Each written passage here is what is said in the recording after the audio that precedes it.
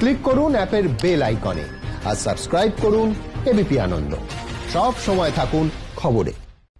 কেন্দ্রীয় স্বরাষ্ট্রমন্ত্রী অমিত শাহ এই মুহূর্তে সাংবাদিকদের মুখোমুখি সরাসরি চলে যাব।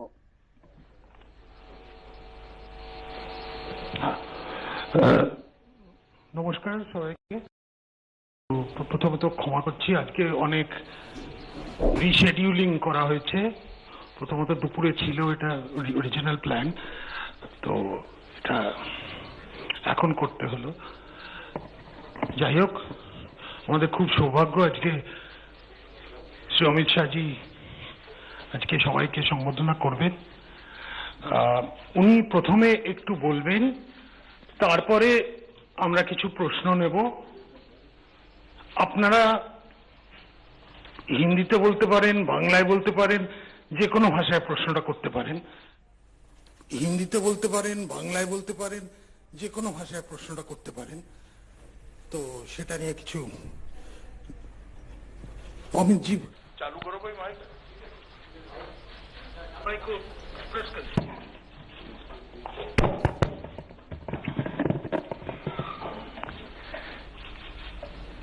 भारतीय जनता पार्टी की प्रेस वार्ता में आप सभी का हृदय से स्वागत है। वैसे स्वपन दास जी ने थोड़ा कह ही दिया, मगर मैं फिर से कहना चाहता हूं कि एक दो बार इसको रिशेड्यूल करना पड़ा, इसके लिए मैं क्षमा प्रार्थी हूं और आगे पर ऐसी तकलीफ न पड़े इसका ध्यान भी रखेंगे। मित्रों, आज मेरा आपकी ये प्रेस कॉन्फ्रेंस के बाद और एक दो मीटिंग कर बंगाल का 2 दिन का दौरा मेरा समाप्त हो जाएगा। ये 2 दिन में 4 विभागों के भारतीय जनता पार्टी के कार्यकर्ता और अलग अलग समाज के कार्यकर्ताओं को मिलना हुआ। लगभग 180 से ज्यादा संस्थाओं के प्रतिनिधियों को भी एक हॉल के अंदर 2 तरफा संवाद भी हुआ है और इससे बंगाल की जो परिस्थिति मेरे ध्यान में आई है, मैं इसको आपके सामने रखना चाहता हूं। वैसे भी पार्टी से समय समय पर बंगाल की परिस्थिति के बारे में जानकारी आती ही है। 2010 में बड़े चाव के साथ 11 अप्रैल में पार्टी और मानूस के नारे के साथ बंगाल के अंदर परिवर्तन किया था। बंगाल की जनता के मन में ढेर सारी अपेक्षाएं भी थी, आशाएं भी थी और वो चाहते थे कि उनकी संवेदनाओं को उचित प्रतिसाद मिले, प्रॉपर रिस्पांस मिले। एक लंबे समय के 3 दशक के कम्युनिस्ट शासन से बिल्कुल त्रस्त होकर तृणमूल कांग्रेस और उसकी नेत्री ममता बनर्जी के हाथ में बंगाल की सत्ताओं के सूत्र बंगाल की जनता ने दिए थे। मगर आज जब पीछे मुड़कर 10 साल के बाद देखते हैं तो मां, माटी और मानूस का नारा तुष्टीकरण, तानाशाही और टोलबाजी में परिवर्तित हो गया है। जो अपेक्षाएं रखी गई थी किसी भी मानांक में तृणमूल सरकार और राज्य की मुख्यमंत्री अपेक्षाओं को पूर्ण करने में खरी नहीं उतरी है। वादे जो हुए वो खोखले साबित हुए और अपेक्षा निराशा में परिवर्तित हुई है और आशा सरकार के प्रति क्रोध और गुस्से में तब्दील हो गई है और जनता में एक अजीब प्रकार का वातावरण देखने को मिलता है। मैं जहां जहां गया सैकड़ों की, हजारों की संख्या में लोग रोड पर आए हुए थे। जब वो भारत माता की जय, वंदे मातरम और जय श्री राम के नारे लगाते थे तो हमारे स्वागत के लिए कम थे, ममता जी पर गुस्से के कारण ज्यादा दिखाई पड़ते थे। एक आंख में तो ममता सरकार की विफलताएं और असंवेदनशील शासन के प्रति गुस्सा दिखाई पड़ता था और दूसरी आंख में मोदी जी के नेतृत्व में भारतीय जनता पार्टी ही इसको बदल सकती है, ऐसी आशा दिखाई पड़ती थी। इसका कारण है बीजेपी का एक ट्रैक रिकॉर्ड है। जहां जहां भारतीय जनता पार्टी का शासन रहा, चाहे वो बीमारू राज्य हो, पहले बिहार, राजस्थान, मध्य प्रदेश और छत्तीसगढ़ हमारा शासन आया, वहां पर हमने स्थिति को बदला है। गुजरात के अंदर भी स्थिति को अंदर परिवर्तन लाए हैं। देश के अंदर सुशासन का एक नया मार्ग भारतीय जनता पार्टी ने मल्टी पार्टी डेमोक्रेटिक सिस्टम के अंदर सेट किया है। और केंद्र में भी मोदी जी की सरकार बनने के बाद 5 ही साल में लगभग 60 करोड़ गरीबों के जीवन स्तर को ऊपर उठाने का काम भारतीय जनता पार्टी की सरकार ने किया। चाहे धन धन का अकाउंट देना हो, उसको अर्थतंत्र के साथ जोड़ना हो, चाहे घर देना हो, घर के अंदर गैस का सिलेंडर देना हो, बिजली देनी है, शौचालय देना है और अब शुद्ध पीने का पानी देना है। किसानों को हर साल 6,000 रुपया देना और गरीबों को 5 लाख तक की स्वास्थ्य की सुविधाएं देना, एक नया आशा का संचार 60 करोड़ गरीबों के लिए किया है। और मैं बंगाल की जनता को आश्वस्त करने आया हूं कि आपने कांग्रेस को भी एक मौका दिया, कम्युनिस्टों को भी मौके बार बार दिए और 2 बार ममता दीदी को भी दिया। एक मौका मोदी जी के नेतृत्व में भारतीय जनता पार्टी को दे दीजिए। हम 5 साल में सोनार बांग्ला बनाने का आपको वादा करते हैं। हमारा लक्ष्य स्पष्ट है, बंगाल के अंदर विकास हो, देश की सीमाएं सुरक्षित हो, बंगाल के अंदर घुसपैठ रुके। तृणमूल कांग्रेस का एकमात्र लक्ष्य है, दीदी का एकमात्र लक्ष्य है कि अगली टर्म में भतीजे को मुख्यमंत्री बना देना। अब बंगाल की जनता को तय करना है कि परिवारवाद चाहिए या विकासवाद चाहिए। बैड एडमिनिस्ट्रेशन का एक नया सूत्रपात, एक नया अध्याय ममता बनर्जी के नेतृत्व में बना है। उन्होंने एडमिनिस्ट्रेशन का राजनीतिकरण कर दिया है, राजनीति का अपराधीकरण कर दिया है और भ्रष्टाचार को इंस्टीट्यूशनलाइज कर दिया है। और शायद ही कोई राज्य में ये तीनों चीजें हुई होगी। एक भी होती थी तो राज्य के पतन के लिए वो जिम्मेदार होती थी। यहां तीनों की तीनों चीजें बहुत स्किलफुली और बहुत सफल तरीके से ममता जी ने आरोपित करी है, प्रत्यारोपित करी है। मैं फिर से रिपीट करना चाहूंगा, एडमिनिस्ट्रेशन का संपूर्ण राजनीतिकरण करा है, राजनीति का संपूर्ण अपराधीकरण करा है और भ्रष्टाचार को इंस्टीट्यूशनलाइज करने का काम ममता बनर्जी ने किया है। भ्रष्टाचार के उदाहरण मैं देना नहीं चाहता, कई बार मैं बंगाल की जनता और आप लोगों के सामने बोल चुका हूं, पूरी सूची है मेरे पास, आप पूछोगे सवाल में तो बता भी दूंगा। मगर साइक्लोन और कोरोना की महामारी में भी, सहायता में भी भ्रष्टाचार करने से तृणमूल की कैडर नहीं चुकी है, पीछे नहीं पड़ी है। ये इसका सबसे निकृष्ट और लेटेस्ट उदाहरण है। तुष्टीकरण से बंगाल की जनता के बहुत बड़े वर्ग के मन में क्या हम सेकंड ग्रेड सिटीजन है, ऐसा असुरक्षा का भाव खड़ा हुआ है। ढेर सारे मामले हैं तुष्टीकरण के, और तुष्टीकरण यहां तक पहुंचा कि एक प्रकार से बंगाल में 3 कानून है, एक अपने भतीजे के लिए, दूसरा अपनी वोट बैंक के लिए और तीसरा आम बंगाली के लिए। शायद ही देश में कोई एक राज्य होगा जहां 3 कानून चलते होंगे। कानून की पुस्तक में तो एक ही कानून है, मगर इम्प्लीमेंटेशन के लिए 3 कानून है। भतीजे के लिए अलग है, अपनी वोट बैंक के लिए, वोट बैंक से आप समझ ही रहे हो मैं क्या कह रहा हूं, और बंगाल की जनता के लिए एक अलग कानून है। इस प्रकार का शासन शायद ही हमने देखा है। अभी अभी मैंने देखा ममता दीदी गड्ढे भरने का वादा कर रही है। मेरा उनसे विनम्र सलाह है, मैं आयु में छोटा हूं मगर राजनीति बहुत देखी है मैंने। पूरा देश घुमा हूं कि दीदी अब गड्ढे भरने से कुछ नहीं होगा, जनता के भरोसे में बड़ा गड्ढा भर गया है, वो 6 माह में कभी भरा नहीं जा सकता। तो अब आप निरर्थक प्रयास रहने दीजिए। महिला सुरक्षा एक महत्वपूर्ण मुद्दा होगा।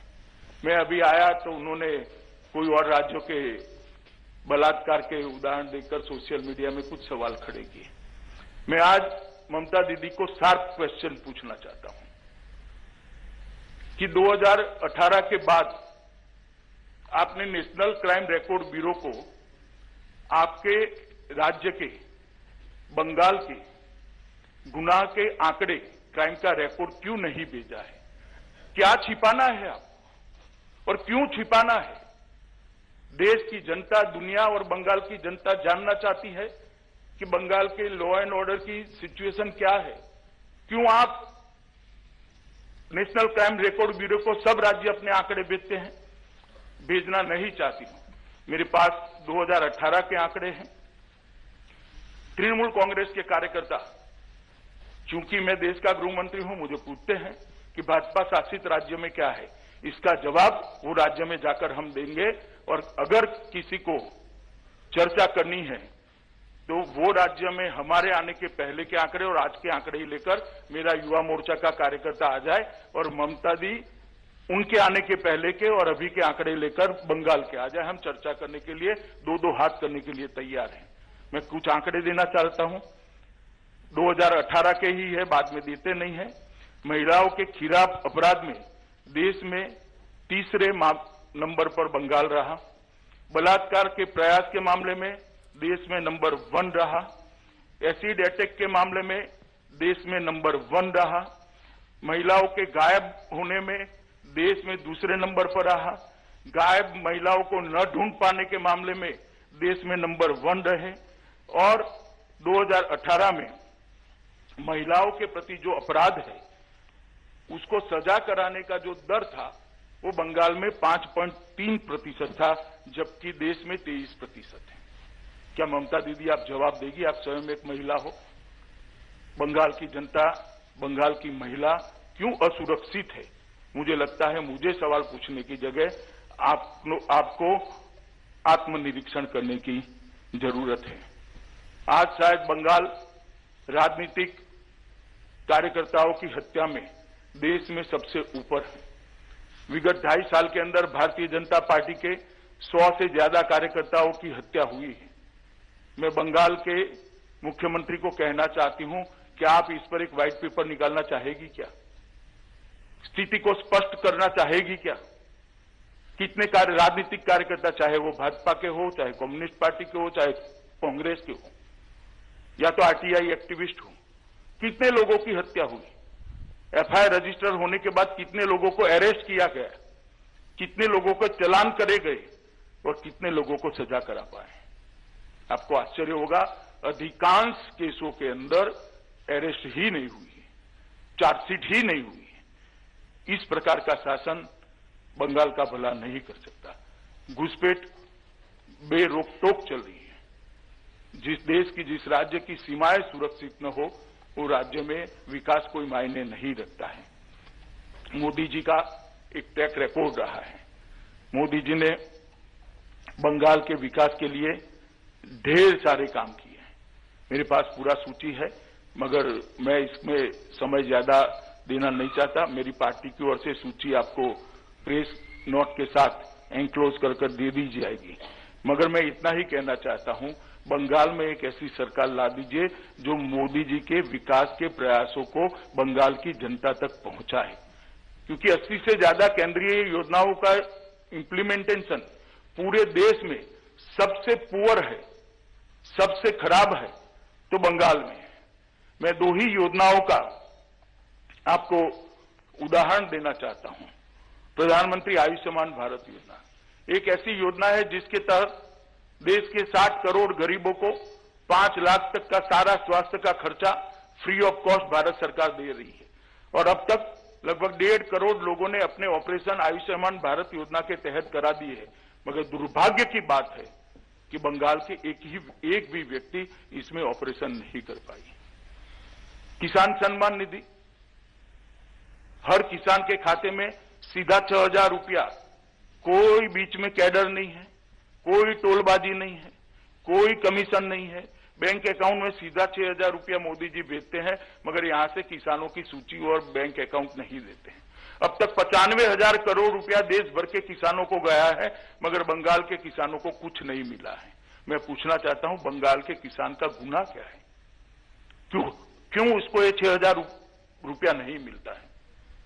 क्यों बंगाल के गरीब को ये 5 लाख तक की सुविधा नहीं मिलती है? ऐसी ढेर सारी योजना है और हर महीने एक पत्र लिखती है कि ये पैसा हमें दे दो। मुझे तो कोई आपत्ति नहीं है, मगर इसके रूल्स बने हैं देश भर में। हमारे एक कार्यकर्ता ने कहा कि साहब ये क्यों मांग रही है, आपको मालूम है? मैं नहीं मांगता, मैं नहीं समझता क्यों मांग रही है। मैं कहना नहीं चाहता, क्योंकि सार्वजनिक जीवन की सूचिता ही नहीं रहती। ये पैसा कैडर की भेंट चढ़ जाएगा अगर उनके हाथ में गया तो। मगर मैं बंगाल के किसानों को आश्वस्त करना चाहता हूं, आप चिंता मत करिए, मई के बाद आपके अकाउंट में ये पैसा सीधा मोदी जी भेजने की व्यवस्था करेंगे और आपके अकाउंट में पैसा आएगा, क्योंकि मई के बाद यहां पर भारतीय जनता पार्टी की सरकार बनानी है। मित्रों, योजनाओं के नाम बदलकर अपने नाम पर रखना और अपनी योजना कर प्रचारित करना, इससे बंगाल का भला नहीं होगा। समग्र स्थिति का विहंगावलोकन अगर करते हैं, उसका एक असेसमेंट लेते हैं, जायजा लेते हैं, तो ये निश्चित रूप से मैं आपको कहता हूं कि आने वाले चुनाव में बंगाल में हम 200 से ज्यादा सीटों के साथ भारतीय जनता पार्टी की सरकार बनाने जा रहे हैं। 200 सीट। ये सभागार के अंदर बहुत सारे पत्रकार हैं। जब प्रेस क्लब के हॉल के अंदर मैंने 22 सीटें कही थी, आपके चेहरे की मैंने मुस्कान देखी थी। इस बार आप नहीं हंसते हो, इतना अच्छा है, क्योंकि 18 सीटें हम जीत चुके हैं। मैं फिर से एक बार रिपीट करना चाहता हूं कि इस बार मुस्कुराने का टाइम मेरा है। 200 से ज्यादा सीटें जीतकर भारतीय जनता पार्टी यहां सरकार बनाने जा रही है और यहां पर तृणमूल का शासन समाप्त होने जा रहा है। ये बंगाल की जनता का मिजाज है, मोदी जी के प्रति बंगाल की जनता का विश्वास है और मोदी जी को बंगाल की जनता का आशीर्वाद है। जिस जनता ने लोकसभा में इतना अच्छा प्रतिसाद दिया है, वो जनता बंगाल के भले के लिए भी हमें जरूर एक मौका देगी, इसका मेरा भरोसा है। मैं फिर से बंगाल की जनता को करबद्ध निवेदन करने आया हूं कि आप भारतीय जनता पार्टी को एक मौका दीजिए। नड्डा जी के नेतृत्व में भारतीय जनता पार्टी बंगाल के चुनाव को बहुत गंभीरता से ले रही है, क्योंकि इसके साथ देश की सुरक्षा भी जुड़ी हुई है और गरीब जनता के भले का भी सवाल है। दोनों मुद्दों को लेकर हम बंगाल की जनता के बीच में भी जाएंगे और परिवर्तन तक इसको ले जाएंगे, इसका मुझे भरोसा है। अब आप आपके सवाल पूछ सकते हो। स्वपन दा एक के बाद एक सबको कहेंगे। তো আপনারা বাংলাতেও জিজ্ঞেস করতে পারেন, হিন্দি, ইংরেজি যে কোনো ভাষায় যদি দরকার হয় এখানে কেউ অনুবাদ করে দেবে। হাত লিস্ট আছে তোমার কাছে, এখানে অলরেডি পাঠিয়েছে। প্রথমে এবিপি থেকে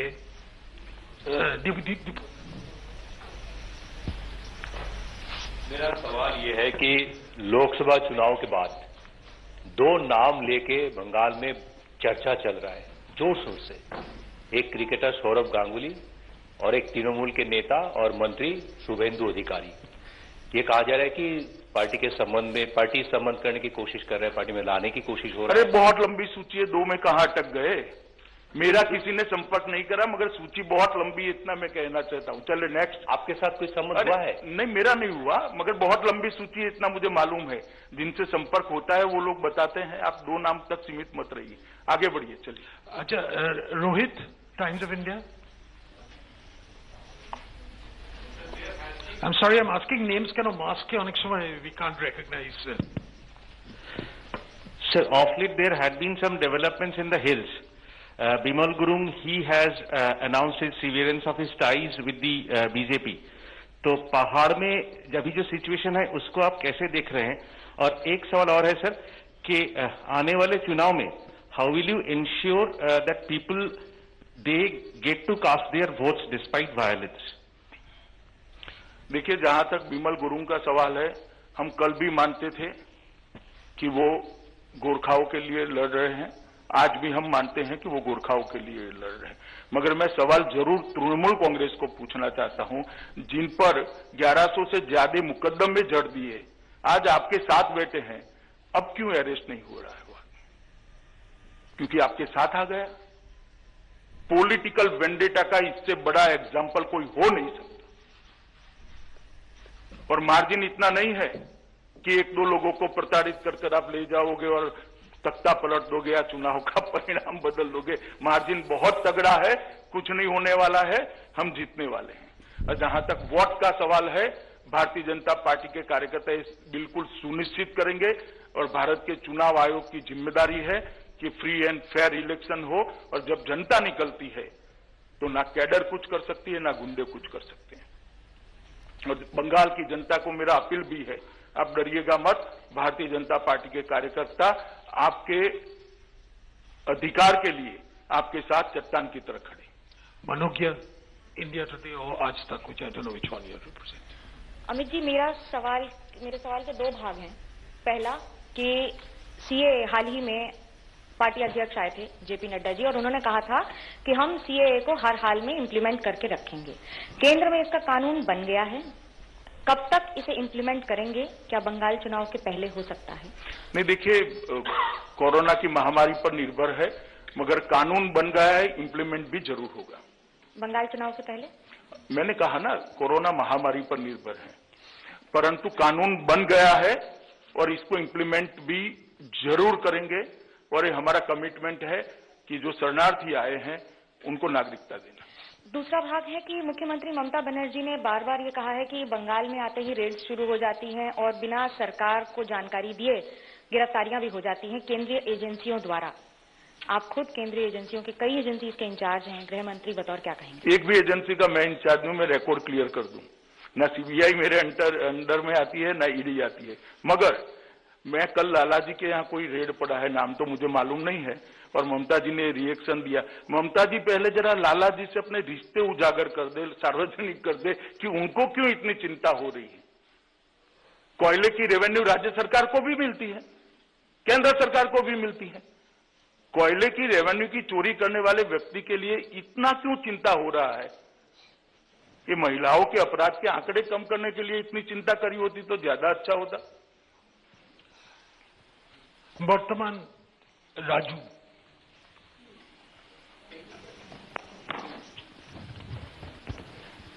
सर, ये 2021 का जो चुनाव है सर, हर जनता जानना चाहते हैं बीजेपी का सीएम कौन होगा, उसका प्रोजेक्शन क्या आप चुनाव से पहले करेंगे? एक। और दो नंबर क्वेश्चन सर, कि आप ममता जी के अगेंस्ट में इतना सारे बोलते हैं सर, लेकिन वो तो आपके हेल्थ के लिए बहुत चिंतित है। कल आपके लड़के को उन्होंने फोन किया था कि आपका डैडी यहाँ पे आए हैं, मास्क वगैरह छोड़ के घूम रहे हैं, वो बहुत चिंतित है सर। ये क्या कहेंगे इसमें? डैडी के आने की चिंता है या मास्क की चिंता है? मेरी समझ में नहीं आया। जहां तक सवाल है, सार्वजनिक जीवन में व्यक्तिगत दुर्भावना मेरे मन में किसी के लिए नहीं है। मेरा ममता दीदी के लिए जो मैं सवाल उठा रहा हूं, एडमिनिस्ट्रेशन के जुड़े हुए सवाल है, जो राज्य की मुख्यमंत्री नाते उनका दायित्व है, इस पर ही मैंने सवाल किए। उनके व्यक्तिगत जीवन या व्यक्तिगत बातों के लिए मैंने एक भी सवाल नहीं किया है। मैं मानता हूं इसको ना आपको कटुता के दृष्टि से देखना चाहिए, न ममता दीदी ने देखना चाहिए। डेमोक्रेसी के अंदर ये हमारा अधिकार है एज अ ऑपोजिशन कि अगर कोई राज्य सरकार अच्छा परफॉर्म नहीं करती है तो हम सवाल पूछें।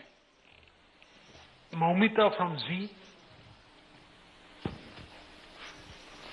सर, अभी आपने बताया कि बंगाल का जो हाल है, जरा हाथ ऊपर करो तो। हाँ, बस बोलिए। बंगाल का जो अभी हाल है कि बंगाल अभी फेमस है फॉर पॉलिटिकल वायलेंस। किसी भी कार्यकर्ता है, 200 से ज्यादा कार्यकर्ता पॉलिटिकल वर्कर्स, वो उसका खून हो चुका है। 2021 का जो चुनाव है वो कैसा चुनाव होगा? क्या 356 लागू होगा यहाँ पे? नहीं, जहां तक 356 का सवाल है, ये कोई सार्वजनिक प्रेस कॉन्फ्रेंस का विषय नहीं है, संवैधानिक मामला है और वो राज्यपाल महोदय से जो रिपोर्ट मिलती है इसके आधार पर केंद्र सरकार निर्णय करती है।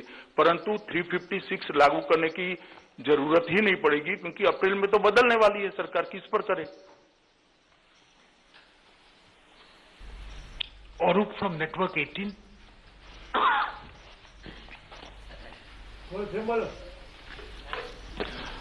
Sir, Arup from TV18 Network. Sir, you are repeatedly telling that you are going to get 200 plus seats in forthcoming assembly election. What are the areas of concern which BJP must have to address in the forthcoming election, before the forthcoming election? First, and the next is, why BJP is not projecting any chief minister face before assembly election? नहीं, जहां तक chief minister face का सवाल है, party का parliamentary board और party के राष्ट्रीय अध्यक्ष निर्णय करेंगे करना या नहीं करना, और करना तो किसको करना। मगर देश में हम बहुत सारे चुनाव फेस तय करे बगैर लड़े, जैसे यूपी 3/4 मेजोरिटी से जीते, हमारा कोई फेस नहीं था उस वक्त जब चुनाव में गए। ढेर सारे चुनाव हम ऐसे ही लड़े हैं, जीते हैं। और जहां तक कंसर्न का सवाल है, हमें आपकी मदद चाहिए, आप हमारी बातों को लोगों तक पहुंचाइए और ममता जी के दबाव में मत आइए, इतना ही है, बाकी सब हम कर देंगे। Satyajit from CN. सर, मेरा सवाल है आपसे कि अब 200 सीट्स के बारे में जिक्र कर रहे हैं, पहले 18 सीट के बारे में भी जिक्र किए थे, तो इसका बुनियाद क्या है? और दूसरा सवाल है कि इस राज्य में बीजेपी का विस्तार आपके जाने के बाद और फिर आने से पहले किस तेजी से हो सकता है, और वायलेंस क्या होगा वो किसमें? आप तो गृह मंत्री हैं। देखिए, वायलेंस तो तृणमूल कांग्रेस पर निर्भर करती है, और जहां तक 200 सीटों का बेसिस का सवाल है, भारतीय जनता पार्टी ने विगत 5 सालों में अपने संगठन को हर बूथ तक फैलाया है। और दूसरा, बंगाल की जनता के मन में जिस प्रकार की अविश्वास तृणमूल कांग्रेस पर खड़ा हुआ है, गुस्सा जिस तरह से खड़ा हुआ है, स्पष्ट दिखाई पड़ता है कि इस बार परिवर्तन होगा और बहुत बड़ा परिवर्तन होने जा रहा है। प्रतिदिन रूपायन।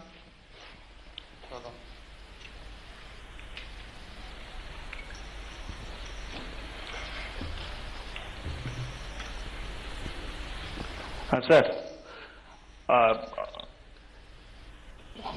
बांग्ला बोलते पारी? अच्छा, आप बताइए, स्वपनदा ट्रांसलेशन कर देंगे। अच्छा, আপনি দলীয় বৈঠকে 2021 নির্বাচনকে সামনে রেখে কিছু বিষয় বলেছেন যে বিভিন্ন সম্প্রদায়ের মানুষজনকে বুথ কমিটিতে নেওয়া থেকে শুরু করে এবং মহিলাদের বিশেষ গুরুত্ব দেওয়ার বিষয়টা, এইটা যদি একটু বলেন। बाबुल ट्रांसलेट करेंगे, उनका हिंदी मेरे से। बोलो बाबुल। महिलाओं के विषय में आपकी क्या सोच है यहाँ के बंगाल में, ये जानना चाहते हैं। नहीं, सबसे पहले तो डेवलपमेंट, भारतीय जनता पार्टी का सोच महिलाओं के सम्मान के प्रति हमेशा समर्पित रहा है। हम चाहते हैं कि बंगाल में भी इनकी शिक्षा की व्यवस्था हो, सुरक्षा की व्यवस्था हो और रोजगारी के समान मौके महिलाओं को उपलब्ध करने चाहिए और विशेषकर सुरक्षा सुनिश्चित कर देनी चाहिए। रिपब्लिक के शुरागना। नमस्कार सर। सर, आपसे एक सवाल ये है कि पश्चिम बंगाल की बॉर्डर जो है वो पोरस बॉर्डर है। 9 लोगों को उठाया जाता है एनआईए के द्वारा, जिनको सस्पेक्टेड अलकायदा टेररिस्ट कहा जाता है। सर, अलकायदा के टेररिस्ट सस्पेक्टेड भी हो, अगर वो पश्चिम बंगाल में वो ऐसे लोग मिलते हैं, नेशनल सिक्योरिटी के पॉइंट ऑफ व्यू से इसको भारत सरकार कैसे देख रही है? और दूसरी सवाल सर कि हाल ही में हमने महाराष्ट्र में देखा है कि मुंबई पुलिस के द्वारा रिपब्लिक टीवी और रिपब्लिक टीवी के editor in chief Arnab Goswami के ऊपर बहुत सारे 1 डजन से ज्यादा केसेस हुए हैं। उन पे क्या ये नहीं लगता कि ये मुंबई पुलिस और महाराष्ट्र की शिवसेना गवर्नमेंट जो है वो पर्सनली अटैक कर रही है? उनको अपने घर से मुंबई पुलिस जो है वो उठा के लेके जाती है, और केसेस जो हैं वो बहुत पुराने और नए रोज रोज उनके ऊपर एफआईआर हो रहे हैं। आपकी क्या प्रतिक्रिया है सर पूरे विषय? प्रतिक्रिया तो मैं ट्विटर पर दे चुका हूं कि प्रेस की स्वतंत्रता को किसी भी पार्टी या सरकार ने बाधित नहीं करना चाहिए, मगर कांग्रेस का इमरजेंसी के समय से एक कल्चर रहा है, एक संस्कृति रही है। हम इसके विरुद्ध है और मेरी पार्टी ने भी इस पर कड़ी प्रतिक्रिया जाहिर की है कि ऐसा नहीं करना चाहिए। जहां तक देश की सुरक्षा का सवाल है, न केवल बंगाल, हर जगह पे जहां जहां इस प्रकार के एलिमेंट्स पाए जाते हैं, हम निर्ममता के साथ इनके साथ व्यवहार कर रहे हैं और कानून की एजेंसियां जो है वो अपना काम बहुत अच्छे तरीके से कर रही है। Final question, I think Munideepa you had your hand up. Mister Shah नमस्कार।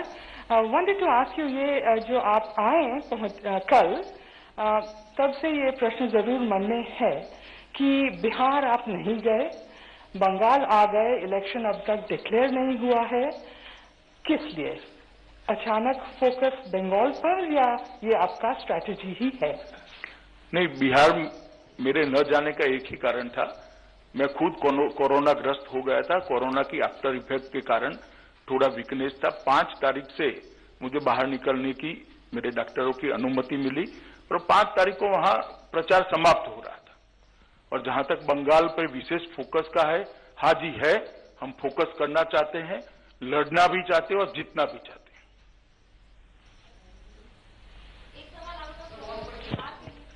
हाँ कर लो मनोज्ञा। एक सेकंड, मनोज्ञा कर रही है। मुख्यमंत्री नीतीश कुमार ने कहा है कि ये उनका आखिरी चुनाव होगा, इसे आप कैसे देखते हैं? और बिहार के रिजल्ट पर अगर कुछ कहें, क्या एक्सपेक्ट? देखिए, जहां तक रिजल्ट का सवाल है, पूर्ण बहुमत की भारतीय जनता पार्टी की सरकार बनने वाली है और एनडीए के नेता नीतीश जी की शपथ होने वाली है। सर एक सवाल, एक सेकंड, नीतीश जी के रिटायरमेंट पर मैं कोई टिप्पणी करना नहीं चाहता। सर एक सवाल, मैं प्रोदीप्त पीटीआई से, यहाँ का जो गवर्नमेंट है, टीएमसी गवर्नमेंट बार बार एक सवाल कर रही है, आरोप लगा रही है कि यहाँ के जो गवर्नर है, he is acting like a agent of BJP. तो आपको क्या लगता है, आपको इसके बारे में क्या कहना है?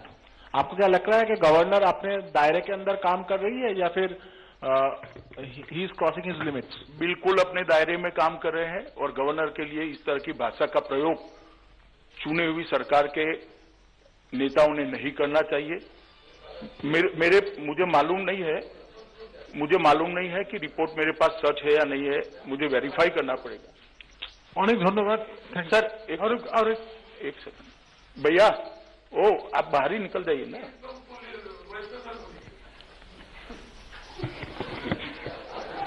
लाइव चल रहा है, इतना बता दो इसको।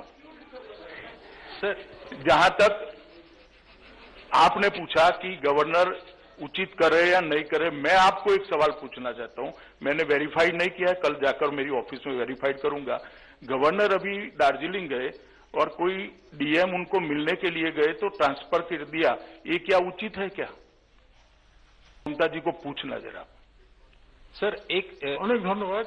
सर एक सवाल है, एक प्रश्न पूछ लो, चलो अंतिम। सर ये सही बात है कि पिछले कुछ सालों में आपके पार्टी ने बंगाल में बहुत अपना जो संगठन है उसका विस्तार किया है, लेकिन कभी कभार ऐसा रिपोर्ट आ जाता है कि इस स्टेट यूनिट में कुछ फैक्शन फाइट्स है, कोई एक फैक्शन के साथ दूसरा फैक्शन का फाइट है। इस बारे में आपका क्या? हमारे यहाँ डेमोक्रेसी है, ये परिवार की पार्टी नहीं है, तो विचार भिन्न तो होंगे ही होंगे। चलिए, धन्यवाद। धन्यवाद অমিত জি, আজকে এলেন, আশা করি আরো অনেকবার আসবেন। এটা beginning of a rather nice honeymoon with Bengal.